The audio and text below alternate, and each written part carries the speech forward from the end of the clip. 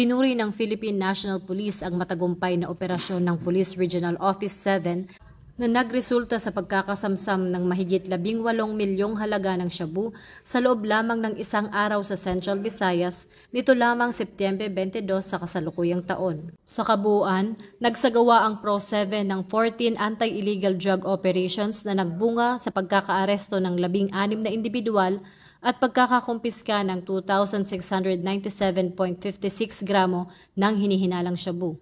Kabilang sa mga nasabing operasyon ang pagkakadakip sa isang big-time drug personality sa Mandaue City at isang buy-bust operation sa Tagbilaran City na nagresulta sa halos 1 kilong shabu na nasamsam.